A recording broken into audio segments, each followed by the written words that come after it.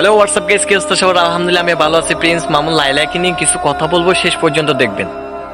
লাইলা বোন, আমরা মানি তোমার পাহাড় পরিমাণ মিলিয়ন পরিমাণ টাকা আছে, তুমি এই দুনিয়াতে সিংহাসনের মতো রাজত্ব করতে পারবা, কিন্তু ওই কবরে গিয়ে তোমার জবাব দিতে হবে, তখন মুখ খুলতেই পারবা না। একটা কথা স্মরণ করো, যে মালিক সৃষ্টি করতে পারে সেই মালিক মারতেই পারে। যদি আল্লাহর কাছে ক্ষমা চাইলে ক্ষমা পাওয়া যায়, যদি আল্লাহর কাছে যদি প্রার্থনা করে, যদি কান্না করে, যদি আল্লাহর কাছে চাই, ক্ষমা করে দে আল্লাহ। তুমি তো আল্লাহর দেওয়া সৃষ্টি, আল্লাহর দেওয়া তৈরি মানুষ। তোমার কাছে গিয়ে প্রিন্স মামুন গিয়ে যদি পায়ে ধরে ক্ষমা চাই, কান্না করে, তুমি ক্ষমা করে দিতে পারবে না? দেখো বোন, একটা কথা মনে রেখো, আল্লাহ ছাড় দেয়, কোনোদিন ছেড়ে দেয় না।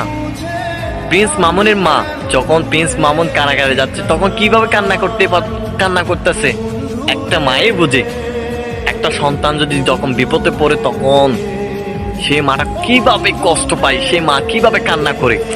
বোন দেখো, তুমি কিন্তু নষ্টামি কিন্তু এই ফেসবুক প্ল্যাটফর্মে, এই মানে সোশ্যাল মিডিয়ায় করতে পারবা, আখেরাতে গিয়ে কোনোদিন নষ্টামি করতে পারবে না। তখন জবাব দিতে হবে, এক একটা প্রতি জবাব দিতে হবে।